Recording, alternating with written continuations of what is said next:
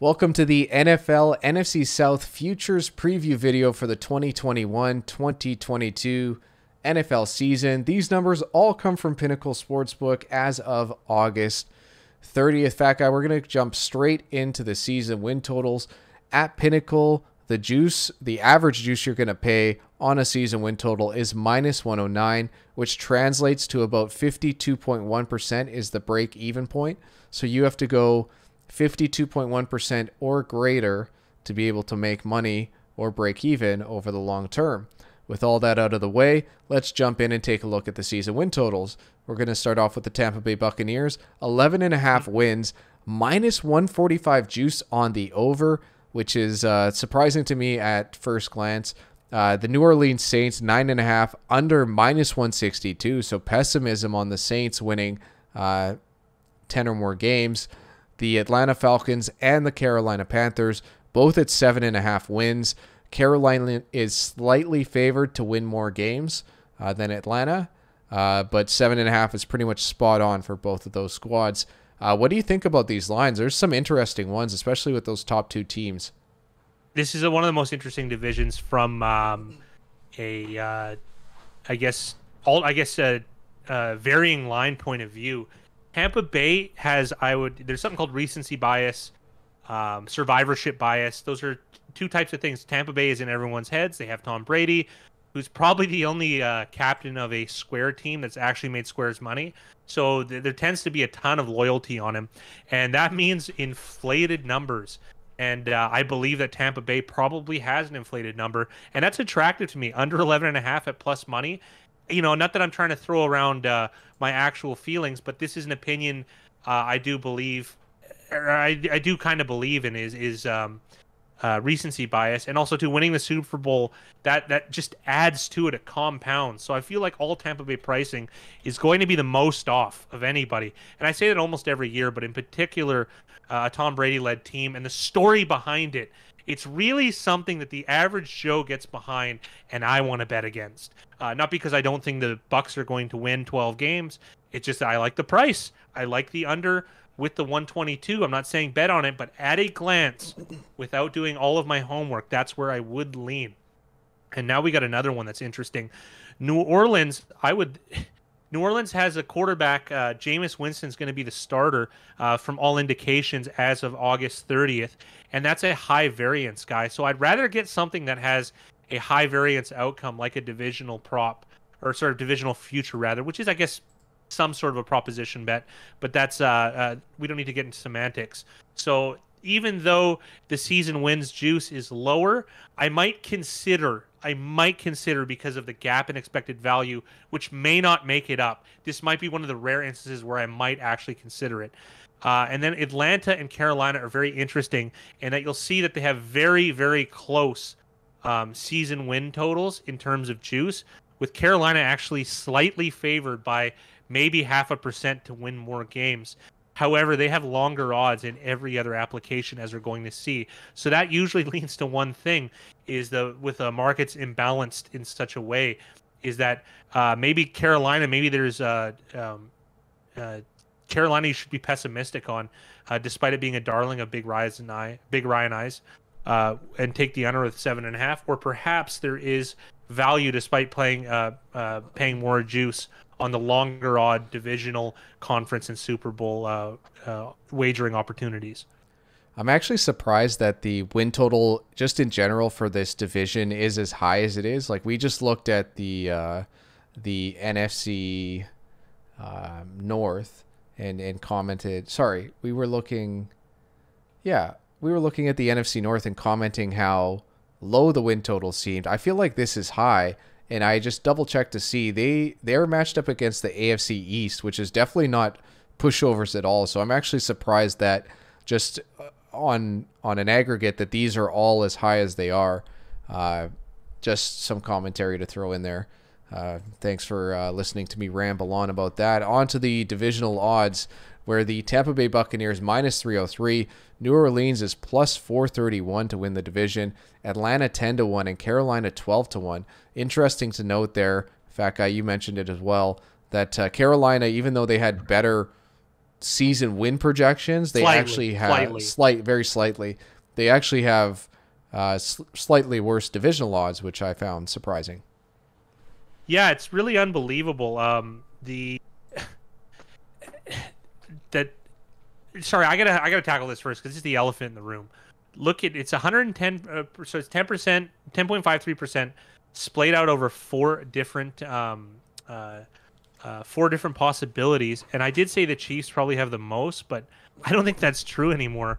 It's over 7% juice betting on the Bucs. Man, you got to really be right about the Bucs winning the division at a -303 price to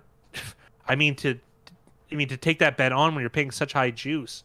You know what I mean? Carolina looks the most attractive to me, not in terms necessarily of value, but at least in terms of where to look.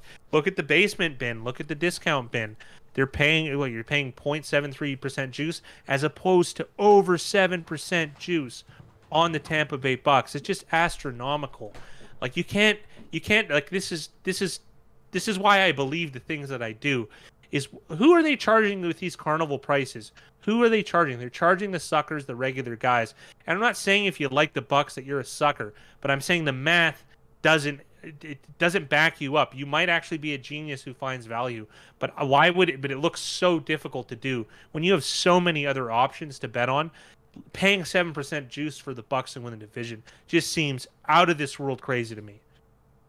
Yeah, I think a lot of what we've done looking at these is just to look for value, and I think that Tampa Bay divisional bet looks like the worst value. Like that doesn't mean that we've seen. That doesn't mean that they aren't likely to win. It just they are. What the juice is and the price that you have to pay, it's probably the worst value as far as just looking at the numbers and just looking at the math.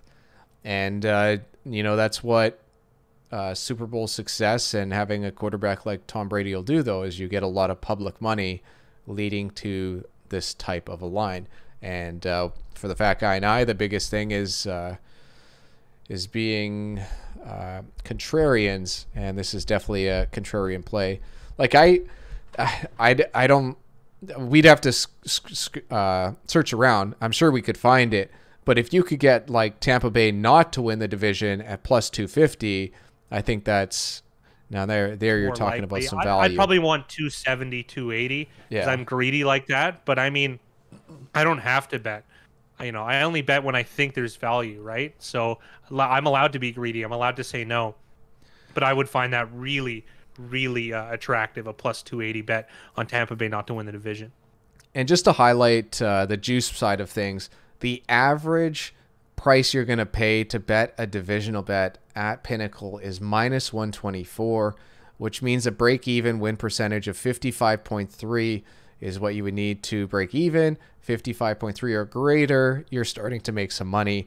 And that's highlighted. It's even greater when it comes to a team like Tampa Bay, who has such high odds. So essentially, you have to be right about this as far as if this was an even coin flip bet, you would have to be right, 57, 58, 59% of the time to even start breaking even and making money, which is just unlikely to happen. And that's what the fat guy and I are specifically trying to point out when deciding on making a play or not with any of these plays, with any of these opportunities.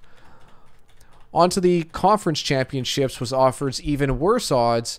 -160 is the average juice you're going to pay at Pinnacle Sports, which translates to a 61.5% win percentage. Tampa Bay's odds to win the conference plus 283. New Orleans is 13-1. Atlanta 32-1. Carolina just under 44-1. Fat guy, your thoughts on the conference? Wow.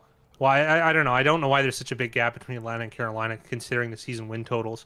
I guess maybe I guess you could argue that Atlanta has a way higher ceiling with a former MVP at quarterback, but and Sam Darnold probably doesn't have that type of ceiling. So that's the only type way I could kind of justify it, even though Atlanta probably has, I guess, a lower basement comparatively, or a larger gap in results between the good and the bad. So that's one way of justifying it. But the biggest thing, we got to talk about it. There's 23.1% juice splayed out over 16 possibilities to win the conference. And of that 23%, nearly a quarter of it is used all on the Bucks here. It's almost 5% juice of 23 over 16 possibilities. That's crazy. This is a horrible price. These are horrible prices, and it's just unbelievable. I'd be happy to lay minus 400 on the field to win the conference. Although not if I have to lock up my money, because I'd rather make 0.5%, on multiple bets per day that I can roll over and churn than have to wait until February or late January to recoup my losses, or claim my winnings. That's a big thing about these bets is tying up your resources for that long is just really not a good idea for bankroll growth. So you'd have to bet with someone you trust. It's the only way. I'm going to hammer it home each video, but it is really the only way that you can make these work because you're paying high juice and tying your money up with the sports book, which now transforms into a bank. So it's not an attractive wager. And please, please don't bet on well, I guess I don't know why I'm pleading with you. Do what you like. Do what gives you the least amount of regret. But from a logistical and commission standpoint, betting on the Bucks, the prices just don't add up. It's not that I don't think the Bucks are probably the best team in the conference. It's just at that price, it's astronomically bad. A point that I thought of in my head as we were talking is that with the added 17th game, there's a chance that Carolina might have an extra home game, whereas Atlanta might have had an extra road game, which is not true. I've just looked at it. That Carolina only has 8 home games. That's a way to think, though. But it's something to consider as well when you're betting something like a season win compared to any of these other ones, because a season win specifically, like that extra home field advantage for an extra game could be the difference between having 9 wins and having 8 wins, or in Carolina's case, 8 to 7. It's still only roughly 1.5% though. Yeah, it is. It's for that one game, so it's pretty slight. What Fat Guy's referencing is that home field advantage has become less and less important over the last few seasons. So if that trend continues and home field advantage is as important, it's not going to matter as much. But it's just something to consider when comparing something like season win totals compared to like who's going to make the Super Bowl and win the Super Bowl, because once you make the playoffs, obviously it doesn't matter because you are already set and there isn't that difference. But just something I was thinking about as Fat Guy was bringing that point up. And on to the Super Bowl, I'm just going to highlight that the odds for the Super Bowl are the worst. The averager price you're going to pay is minus 165. Break-even win rate is 62.2%. Just astronomical, just so high. It's so hard to beat that. It's almost statistically impossible to beat that over the long term. With all that doom and gloom, we'll push that to the side for now. Tampa Bay is just slightly above 6-1 to win the Super Bowl. The Saints are 28-1, Atlanta 102-1, Carolina at 119-1. Yeah, but this is kind of just a mirror image, more or less, right, of the conference odds. Again, your money's going to be tied up for 2 more weeks and a day, which is, another, considering the Pro Bowl's in there, so you don't get till February. You're betting, you're allowing the sportsbook to be the bank, and it's 24.55%. Juice, rake, whatever you call it, interchangeable words, over 32 possible results, and a whopping, and this sounds crazy, like it's not a lot, but 2.71% of that 24% is dedicated juice to the Tampa Bay Bucks. So you want to talk about bad pricing? It's just unbelievable. It's unbelievable. You're better off betting a random baseball game than you are betting the Bucks at this pricing. And it's not that I have anything against the Bucks. It's just, we're calling a bad price. This is a crooked carnival game. You can find way better ideas. If you like having fun, do what gives you the least amount of regret. But if you're trying to make money in this game, this is not the route to go. Thank you for watching our Divisional Futures preview for the 2021-2022 NFL season. The Fat Guy and I have a lot planned for the upcoming season. The picks video will be released every Sunday night. We will have our 3rd annual Picks Against the Spread contest. We will be live for every Monday night and Thursday night football game. Our $5 a month YouTube membership will include our popular Discord channel, 3 weekly NFL betting market videos from myself, where I take a look at the betting and money percentages to see if and where the value lies on spreads, over-unders, and money lines. The Fat Guy will have a new weekly segment called Ask the Fat Guy, where he will discuss different topics from our upcoming book. So please consider clicking the join button to access our $5 a month YouTube membership and access everything the Fat Guy and I have to offer. Good luck to you in the upcoming NFL season.